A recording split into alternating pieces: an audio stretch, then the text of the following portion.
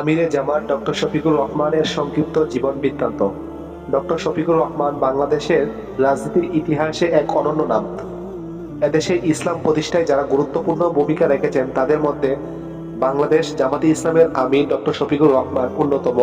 ব্যক্তিগত ও পারিবারিক ও পেশাগত ও জাতীয় রাজনৈতিক জীবনে তিনি সততা ও যোগ্য মেধার স্বাক্ষর রেখে চলেছেন। দেশের প্রতিটি গণতান্ত্রিক আন্দোলন ও গণমানুষের অধিকার প্রতিষ্ঠায় তিনি অগ্রণী ভূমিকা পালন করে যাচ্ছেন।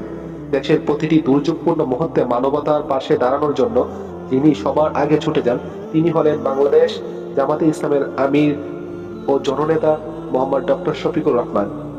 ডক্টর শফিকুর রহমানের জন্ম জাতির এই সাহসী সন্তান ও প্রতিভাবান রাজনীতিবিদ জনাব ডক্টর শফিকুর রহমান 1958 সালের 31শে অক্টোবর মৌলভীবাজার জেলায় কুলাউড়া উপজেলায় বাঠেরা ইউনিয়ন এক সম্ভ্রান্ত মুসলিম পরিবারে জন্মগ্রহণ করেন। তার পিতার নাম মোহরম মোহাম্মদ আবুল মিয়া এবং মাতার নাম মোহরমা খাতিরুন্নেসা। তার বর্তমান ঠিকানা সিলেট মহানগরীর শাহপরান থানার সবুজবাগ এলাকায়। ডক্টর শফিকুর রহমানের 3 ভাই 1 বোন।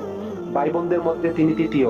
ডক্টর শফিকুর রহমানের শিক্ষা ও ক্যারিয়ার। ডক্টর শফিকুর রহমান 1974 সালে স্থানীয় বরমচাল উচ্চ বিদ্যালয় থেকে এসএসসি এবং 1976 সালে সিলেট এমসি কলেজ থেকে কৃতিত্বের সাথে এইচএসসি পরীক্ষায় উত্তীর্ণ হন।